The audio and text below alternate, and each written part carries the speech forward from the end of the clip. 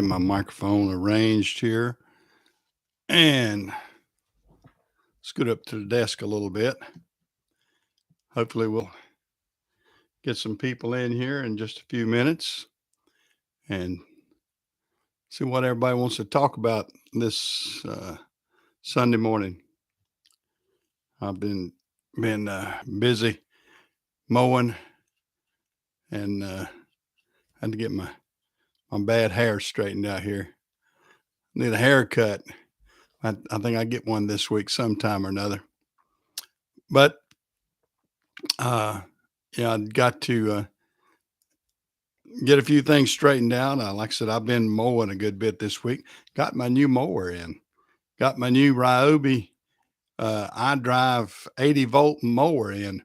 I might have to show that on the site and kind of review that and that sort of stuff.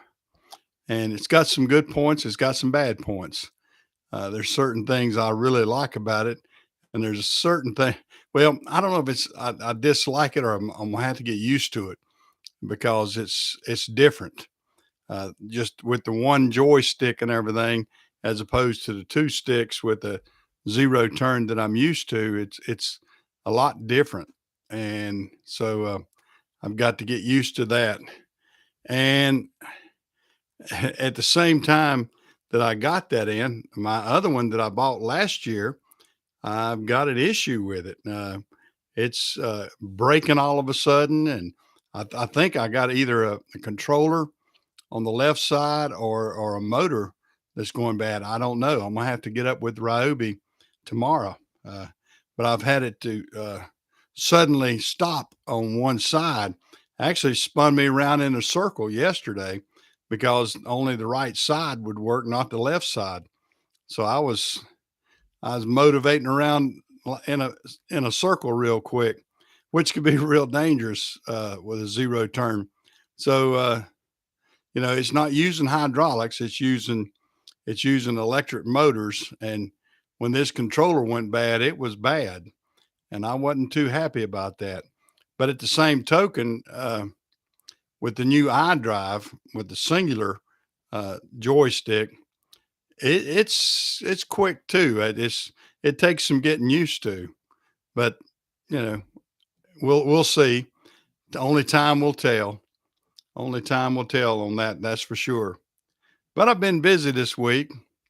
I've been busy. Of course, I guess you can say I've got a little bit of weird suntan. I guess wearing my hat, and I'm kind of blistered a little bit up here and around my face a little bit redder than normal.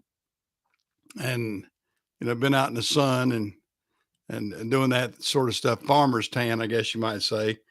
Yeah, as you can see, there's a good case of farmer's tan right there. You see the difference between having a shirt on and not having a shirt on.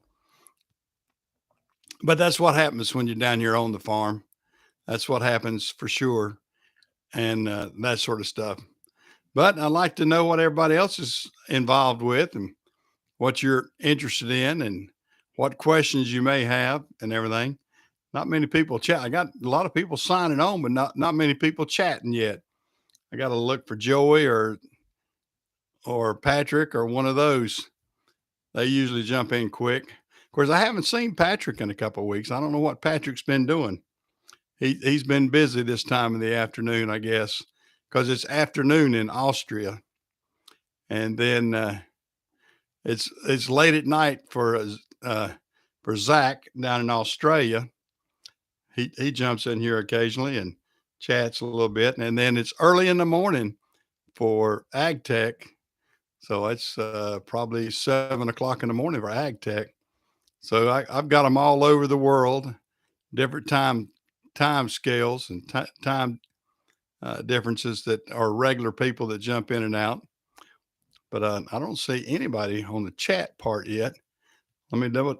Let me do a test. Make sure I've got this screen up right. Yeah, it's working. Okay. I don't know. Uh, Everybody's quiet this morning. Like I said, got people jumping in. I see the numbers coming up, but I don't see anybody wanting to say anything this morning. So I guess I'll just keep talking. I'll keep talking till somebody interrupts me, I guess, or jumps in there. Give me a drink of good old diet Sprite here, as I usually do. Uh, but if you got anything to ask me or talk to me about, just jump in here. I've been busy this week, kind of going over the FedEx, and uh, I put up a video about my situation with the FedEx, and there's a lot of upheaval kind of going on within the FedEx ground situation. You got a couple of contractors, and one in particular that thinks he's the top dog, and he's trying to put together almost like a little mini union, which will get him in trouble with FedEx because it's explicitly does not allow that as a contractor. But he's trying to be a top dog, and I'm afraid he may get shot down. I mean, that's just my opinion. I saw that happen years ago, and these companies. I mean, we have contracts, and he's trying to change it so he feels like they ought to be a franchise. He's wanting to get it locked in better. He's wanting to get it locked in so he's got more leverage. FedEx is not going to allow that. They allow a contract. In other words, you're contracted to them. You're not owner, or you're not owner and can tell them how to run their business. They're going to say, here is the business. If you want to join in with us and help make money, we'll allow you to do that in a certain territory. But he's got of mind that he can tell them what to do, and I don't think so. I've seen it happen in the past. I saw where some people thought that they were too big to fail, and he's not too big to fail. Nobody's too big to fail, and so he's pushing the limit. He's pushing the limit. Hey, Kevin. Well, I'm glad to see you jump in here. Where are you at this morning, Kevin? Are you on the road or are you back home? Kevin's a hard worker. Every time we talk to him, he's here, there, everywhere, hustling. He's definitely a hustler. And now, do you still have your own truck, Kevin, or did you go back working for a company like you were for a while? And the name of the game is the hustle, any way you look at it. But yeah. Anyway, as I was talking about um, this one contractor up in Tennessee who feels like, and he boasts that he's the largest. He boasts that he's got 10 years, but those 10 years, I had 34 years. I had 34 years with FedEx and RPS. And this guy comes off with 10 years and feels like that he's the ruler of the roost. He's the one that's going to tell everybody else what they need to do. And if you don't do it his way, you're not doing it the proper way. And I've seen a lot of the things that he's doing not so kosher for me. You're outside of St. Louis. Yeah, you need to holler at me when you're down here in the Charlotte area again. Hey, Patrick. Glad to see you in here. I was talking about you just a few minutes ago. Haven't seen you on here in a week or two, and just want to make sure that you're okay. But yeah, how's the weather in Austria? But anyway, as I was saying, this particular contractor out of Nashville. He feels like because he has so many trucks that he can tell FedEx what to do. And it's sort of like NASCAR. NASCAR used to set down some of these big time drivers who thought, if you don't listen to me, I'll leave. And if I leave, that's the end of NASCAR. Well, no one person was too big for NASCAR.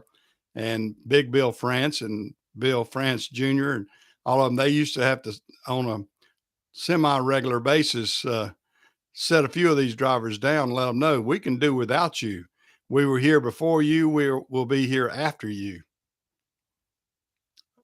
Oh God. You had the DEF system to go out on the company truck.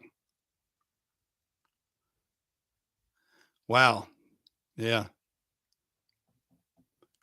You got a ton of new tools, have you, Patrick? Hey, good morning, Jamie. I was wondering where you were. Yeah. Uh, what kind of new tools did you get, Jamie? I mean, not Jamie, but Patrick. Jamie's probably got all the. He's like me. He's an older guy. He's probably got all the tools he needs and just buys and replenishes the ones he has to. Um, yeah, I hate to hear about that DEF system. That DEF system has been the death of trucking in the past 15 years. It's terrible. The EGR systems have ruined they have ruined the trucking business in my opinion. Uh, I mean, it's just we used to only have to worry about tires and the motors, once every 600,000 miles. Now now you have to worry about these EGR systems and DEF systems, and they really cripple the truck. I mean, we worked ourselves to death in the past few years just with just with the EGR problems. I mean, it's been terrible, and I'm glad I'm not having to deal with that because it it was something. Well, you're still down in Pensacola, are you, Jamie? Good gracious! You're gonna stay there in the summer and then run up in back up to Massachusetts in the wintertime. Uh, yeah, that's a pretty place to be down in Pensacola. 2015 Cascadia. Yep, yep, 16,000. No doubt that sounds like they're going to have to put a new one box on it. Those one boxes cost well. I mean, if you buy it just as a part, I think it's 11 or $12,000, and yeah, and then to tear it down and put it back on and everything, yes, $16,000 is not unusual for one box, and that's what it sounds like if you're having to spend that much money on the DEF system, and it's crazy. Yeah, that's one boxes are expensive. I've had to replace them myself. Of course, a lot of people are getting around doing the illegal thing and deleting them. I mean, you know, people are saying, well, let me take the chances. If I don't get caught, I'm okay. And that sort of stuff. And, so a lot of people do that. Hey, Craig, how are you? Um, yeah, a lot of people try to get around. No, well, I do. My farming is bush hogging, mowing the pastures. We get up a little bit of hay. I don't have any animals. I, I I don't see the benefit of me owning any animals and having any type farming like that. I see more negative than positive for me. And I like having the pasture. I like mowing the pasture and getting up the hay and keeping the beauty of the pasture itself out there in my pond. And I've been doing pond management and that sort of stuff. But as far as uh, just going after and having cattle, I don't have that.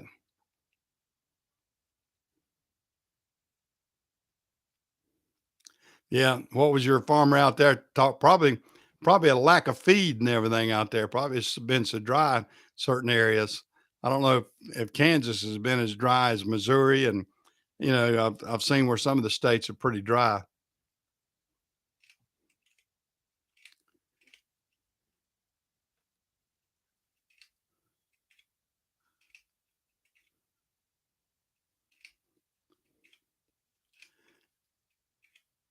Oh man, I tell you what, You know, the EPA, I mean, EPA and USDA and all that, they're going to ruin farming before you know it.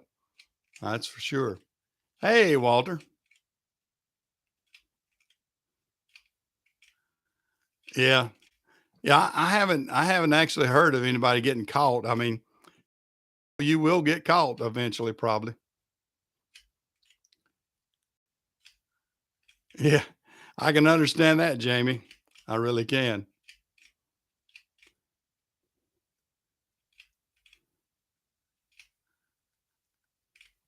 I'll tell you what, Craig, it's you know, I don't get it sometimes. I don't know. Uh, there there's so many regulations that they're going to put on farming that it's pathetic. I'm afraid ho- hopefully they won't get too restrictive because I mean we've got to have the farmland, and you know it's sort of crazy. We're dependent on just a few farms, and when you look at the percentage of farming as to the percentage of people out there, I mean we could be a starving nation if it wasn't for just a few 100,000 people in the United States. I mean you got a small amount of people. Uh, I would doubt there's less. I would say there's less, surely less than a million farmers out there. I mean, I guess you got so-called farmers like me, guys who have the farm land, and we do a little bit with it. But I don't really consider myself a farmer. Farmer. I don't have cattle, and I don't want chickens. I don't want. I don't need any of that at my age. I mean, if I was younger, I might do it, but at my age, I don't need to be chasing cows. That's for one thing. And trust me, over the years, I've chased cows. My father-in-law he raised cows right up to the time he passed. He always had them out here in the pasture when he owned the farm down here. And being the only in-law, uh, my daughter, I mean, his only daughter that lived on the farm, my wife, we ended up um, being the recipients of getting getting the joys of being able to chase cattle when the cows got out. So I don't miss those days. Hey, Fleet Tech, how are you? Oh, it's harder and harder to make a dollar all the time, and the bad thing about it is we're making a dollar, which the dollar is not worth a dollar anymore. With this inflation that we've got now. I mean, just go out and think about it. I mean, you can't buy a car what for the same price that you bought a car 2 years ago. You know, cars have gone up tremendously. You can't buy food for what you could 2 years ago, or gas or anything else. We have inflated. So a person making $50,000 a year, he needs to make 70,000 just to break even now, and that's the sad part about it, if not more. I mean, we've just escalated right on up the line, and we're going to continue with the way the current administration is because they keep borrowing money and pumping that money back into the economy and this Green New Deal, which they just this the last bill they pumped a ton of money into the Green New Deal, and what do you get? Hmm. Oh, I know it. I mean, we're paying a ton more money to the feds for sure, and then the Fed wants to dole out a little bit here and there, and then say that, oh yeah, we're letting you make some money. No, you're crippling the society. You're making us a more dependent society. You got you're taking away so much from the working class, giving it to the government. The government then goes to the dependent class, we'll call them, uh, who's looking for every government subsidy that they can get their hands on, and then that person in turn, is not productive back into society. I mean, it's a crying shame.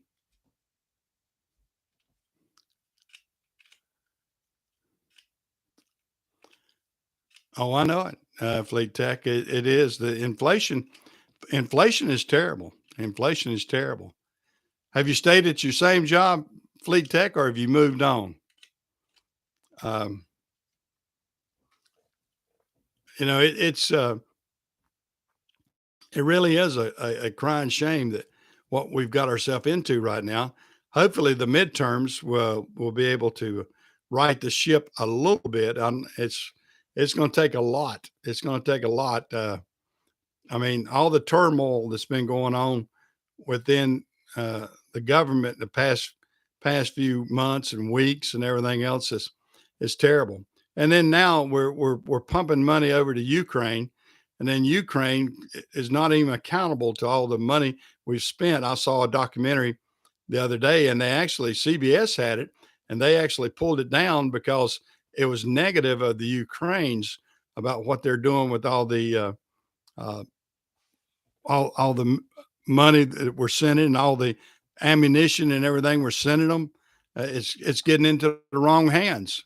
It's getting into the black market over there, and we can't stand for that. I mean, you just don't send them billions and billions of dollars worth of stuff, and then they turn around and sell this stuff off to black markets and everything. And some people are going to get rich off of that over there, and that's the bad thing about it.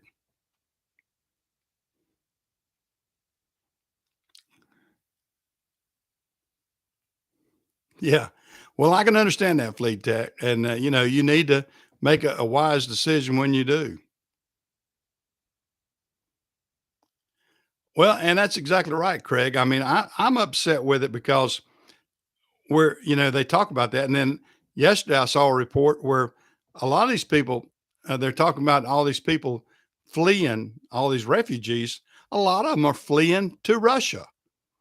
They're ingrained. I mean, uh, Ukrainian people are, probably 90% of them are Russian descent. So where are they finding refuge? In Russia itself. They're leaving Czech. I mean, not Czech. They're leaving uh, Ukraine and then going in back into Russia. So it's a crazy situation out there. I mean, I like to watch a variety of news reports. I don't listen to one particular one. I listen to a lot, watch a lot, and then I try to analyze what I feel like is a good consensus of what's going on.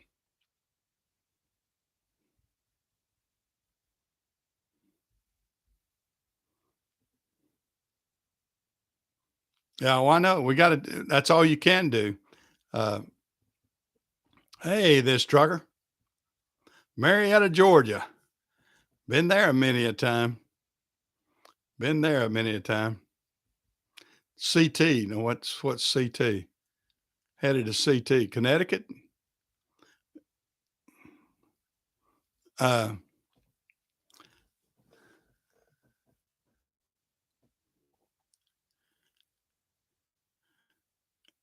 yeah. Well, I know it would be nice if we could get us a strong third party contingency out there. I mean, we need to have something different than just Democrats and Republicans. I'm unaffiliated. Uh, Years ago, I registered as a Democrat. I've changed mine to unaffiliated, and then I vote more primarily Republican, or very on local level. You can kind of go either or. But boy, when it gets on up toward the national politics, it's terrible right now. Yeah, well, that's good.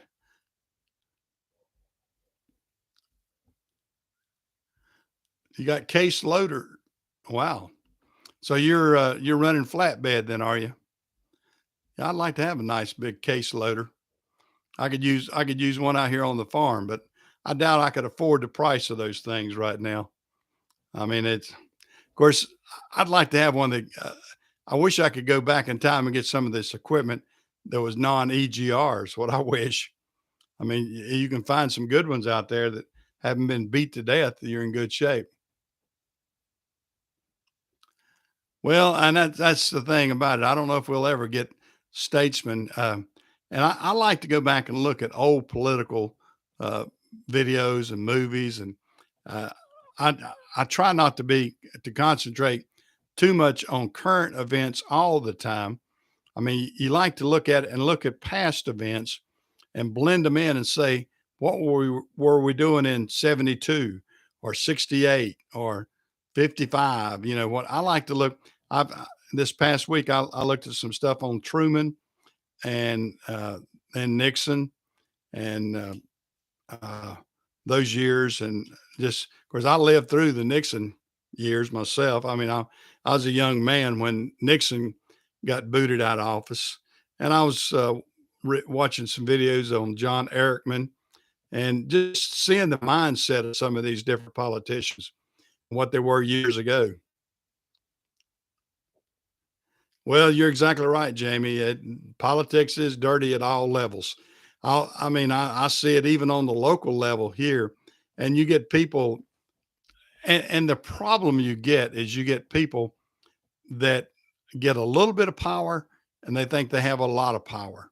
I mean, I know a lot of y'all have probably seen the video where this lady, I forget exactly where she's from, somewhere up there close to you, Jamie, and near Massachusetts or somewhere, that her kids got stopped on a traffic stop, and one of the children called her out because she was a commissioner, and boy, she berated the local authorities, the local police, and you know, just let them know you don't know who I am, and that's the problem. You got a lot of these people that want to tell people you don't know who I am. And I've seen some local commissioners, and I saw one in Florida that it was trying to push his uh, authority. It's saying, you know, I help fund the police. I'm this guy, and all that sort of stuff. Oh, the term limits has been bounced around for the last 50 years. And had that been implemented years ago, we'd probably be in a lot better shape. But that's a problem. You got people like Pelosi and Schumer that have been there 40 and 50 years. I mean, it's ridiculous. I mean, no one person needs to be there that long and try to control so much and come with their own mindset. You need some fresh mindset. You need some new people coming in and going out. But you know, term limits, they they all they all say, "Oh yeah, we ought to vote for that." But if you notice, it's usually the young person that says that. The old guy, he's going to shoot it down in a heartbeat because that's his retirement. So he's not going to want that term limits. Well, you know, and flat tax. I mean, a lot of people would support flat tax if we could implement it.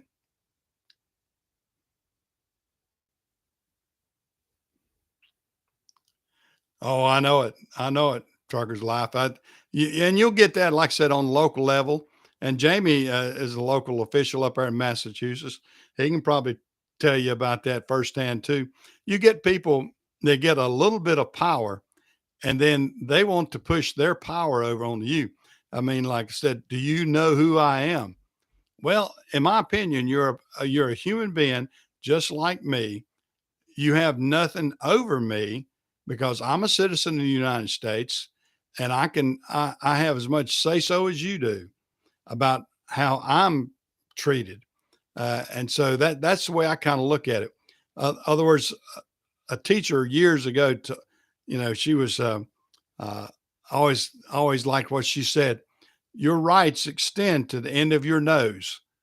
That's how far your rights extend and your say so. You know, you don't have a right over the other person and you can't control them. So, uh, anything within your body up to the extent of your nose, then you're fine. But don't try to push your beliefs or your what you want done on to somebody else.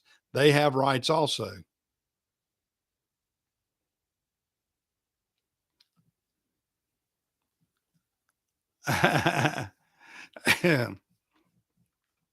Yeah, Jamie can tell us a lot about government. Oh, I know it. It's we've got too many uh, PACs.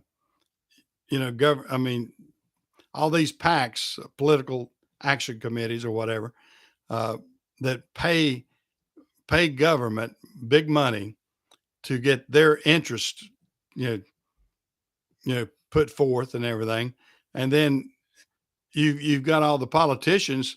I mean, we were looking at there was a Democratic Congress lady here in North Carolina. My wife and I looked at that, and she helped push through the CHIPS bill. But right before she did, she bought like $100,000 worth of stock in two of the big chip manufacturing companies. So I mean that's a conflict of interest. I mean Martha Stewart was put in prison for doing insider trading like that, but these congressmen are are they're allowed to do that. They see how powerful a bill is going to be, and when they vote on it and sit on the committee and everything, they're going out and making financial decisions for their family before these bills even pass. So they're able to get it at the lowest prices, and then boom, within a few weeks or whenever they pass a bill, they've already made a ton of money, and that should be as illegal as it could be. I mean that's like getting the lottery numbers before the lottery's pulled. I mean, yeah, you can win a lot if you do that. If I had all the or if I had 80% of the lottery numbers uh, before before the lottery was pulled every week, yeah, I could get rich. But that's basically what we're doing. We're giving away the good of what's going on way before we should, and then letting all these congressmen and everything benefit out of it.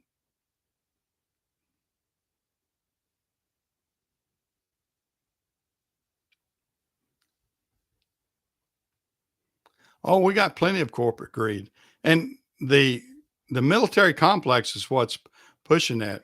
I mean, they want to sell. They want to sell these missiles. They want a war going on somewhere because they have geared their entire being on making sure that we've got a volatile situation somewhere in the world. Because the military complex, I mean, you think about it. That if your well-being is to sell tanks or bullets or ammunition or anything related to warfare, and there is no war going on, then you're out of business. So these people, they want to stir the pot. They don't want us not to have some sort of conflict going on somewhere at some time, and that's been going on as long as I've been alive. I mean, we ended up with WW2. That's a hard one to say. World. I never can say it fast. But WW2, then the Korean conflict. Straight from the Korean conflict, we went from there to the Vietnam conflict and Vietnam War. And then from the Vietnam War, we had disturbances all over either the Falkland Islands for England, and then there were some other Middle Eastern things going on. And then we went straight from there to the Iraq and Iran, and it's been going on forever. It's been going on longer than I've been alive. That's for sure. Panama, yeah, that was another one I forgot about. I knew there's always something. There's always something going on somewhere in the world that keeps the military complex fed. I mean, they don't. They're. It's almost like they're stirring up conflicts, and sometimes I think they are. Uh, they're hawkish on war, and I don't know if we're ever going to see a complete shutdown and you know, kumbaya, we're all going to be peaceful and happy. I don't think it's going to happen. World peace is not going to happen. Not in my lifetime, probably not in your lifetime. It's just something that goes on and goes on. It's proverbial, and it's something. Yeah, I think we ought to at least pull something back from China and send it to Mexico. Mexico wants to and keep Mexicans. Maybe we can have Mexicans migrate to Mexico. Uh, they're hardworking people. I mean, nobody debates the fact that a lot of Mexicans and Hispanic people are hardworking people. Great builders, great, you know, just hardworking people. And um, unfortunately, we got a lot of lazy people in the U.S. We got a lot of people that do nothing but want and tell you what to do. And as far we're not a blue collar nation as much as yeah, it's yeah, it'd be nice. I mean, if we would trade and we would let and help them build up some infrastructure if they need it. I mean, I'd rather see their infrastructure since we're border countries and everything. I'd rather see their interests be improved a lot better than the Chinese and the Japanese and Taiwan and Vietnam and all that. I mean, we're so dependent on that right now. It's pathetic. And I guarantee you we could get. I mean, we've seen quality, uh, fabrics and everything else come out of Mexico, and it would be a lot better to have the Mexican border go the other direction. Whereas they have jobs in Mexico, or they have opportunity in Mexico. I mean, that's the fallacy of this whole thing. I mean, you don't see Canadians rushing over here to the United States. Canada is a very viable commerce. I mean, commerce is what counts. I mean, and when you got commerce so low in Mexico, then that's what drives them wanting to come to the United States. Them and you know, I'd love to see them do well. Then people from Venezuela and Costa Rica and all kind of different countries down there. If they want to migrate to Mexico, let Mexico handle it, and then all the goods and the bads and the ugly, whatever goes on there. Oh, I know it, Walter. I mean that's what I was saying a while ago. Our taxes keep going up for the middle class, and then the middle class is supporting the class that doesn't work. I mean, you're supporting the people that are dependent, and we have uh, we have all these Green New Deal people, and some people even wanting us to have everybody have a guaranteed salary. I mean that's keeping you. That's as communist as you get.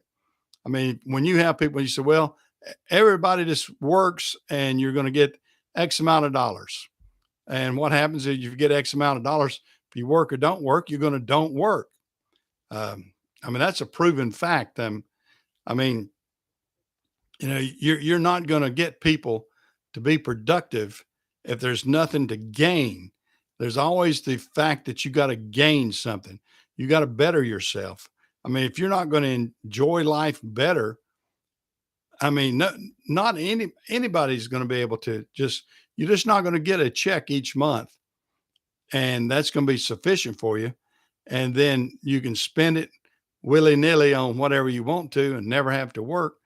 I mean, I mean, I say that now. I'm retired. I'm getting a Social Security check, but I worked hard for that. I worked hard, you know, 50 plus years to be able to get the benefit of Social Security, and it is built in because you know, well, there's my dogs barking in the background.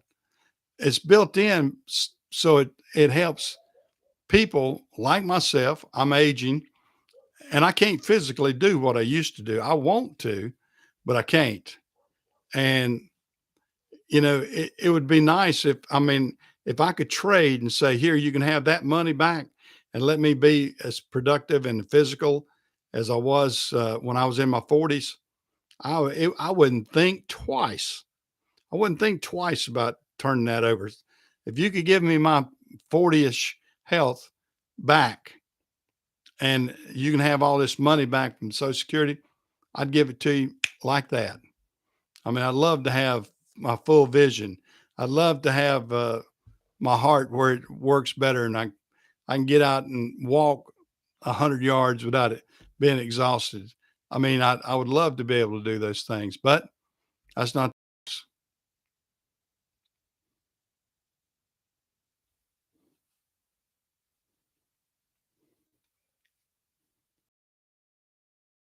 there. Well, I appreciate all those thumbs up. Yeah, yeah. I've got. I'm gonna put out another FedEx. I got a lot of hits on that FedEx piece I put out this past week, and I've got another one in the works, and hopefully I'll be able to get a good many hits out of that too. I don't know if y'all saw that. I've got that on my site and everything, but I talk about some of the turmoil within FedEx, and a lot of people like to get my opinion on that. Evidently, I got about 2,700 people that uh, that viewed that, and that to me on my site, that's really good.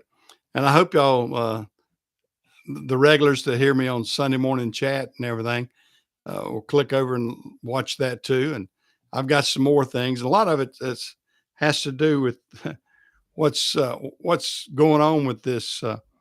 Like I was saying at the earlier part of the broadcast, um, we've got this one contractor that's a big contractor, and he touts the fact that he's the biggest, and I'm afraid he's going to get shot down. I'm afraid he's going to get shot down because FedEx just won't stand for that. I mean, like I said, 34 years with them, I saw other things like that happen over the years, and they shot him down. I mean, they're given an opportunity, and he's trying to change the dynamics, and that's not the way FedEx operates. I mean, they give you an opportunity to be a contractor. They don't say that you own outright. Basically, you own the right to be able to operate in a certain area, but if they deem it necessary to change something, they will. And because it's their business, it's their business. They own the business, and they're giving you the opportunity to work for them. And these guys, some of them feel like they can tell FedEx what to do, and we demand this and we demand that. Well, that's not the way it works. I mean, uh, I've had situations like that. I've had situations where people say, "Well, we think you ought to do this," and I often told them, I said, anytime you want to go out and start your own trucking business, more power to you. If you want to leave me and you feel like you can do it better your way, go do it your way. And I'm afraid that's what's going to happen with some of these contractors with FedEx. I mean, FedEx is going to say, if you feel like the free market out there will bear what you're wanting, go for it. Go out there and do it. And I think they're going to get kicked back on their butt.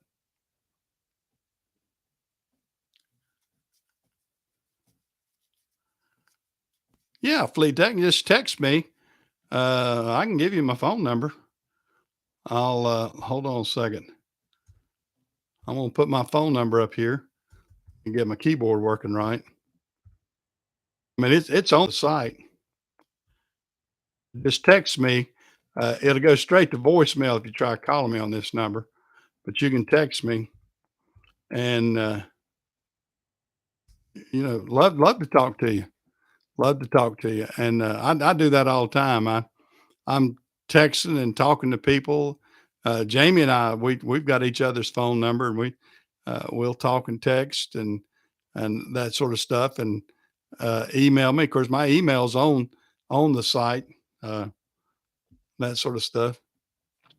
Yeah, but you know, uh, people have really got to uh, think about their place in work and everything sometimes. I mean, some people, as we were talking about a while ago, where you get these local officials that feel like, do you know who I am? And at this point, I feel like that contractor wants to tell FedEx, do you realize who I am? Well, yeah, I think they do realize who he is. And they probably go, well, and do you realize who we are? You know, we're the company that's giving you the opportunity. You're not giving us opportunity. We're giving you opportunity. And it's the old case of the tail wagging the dog. And we'll see what happens on that. We'll see what happens. That's for sure. Well, guys, I'm gonna hop off because I've got some things I'm gonna do. I'm and my voice. I might take a little drink here. My voice is getting a little bit crackly, and I got some more things to do. Appreciate it every Sunday morning jumping in here and talking to everybody. And stay up with me and watch my videos when you can. Give me thumbs up when you can. All that helps the channel, and I enjoy it and enjoy conversing with everybody on a regular basis. So y'all take care, and I'll talk to you later. See you guys.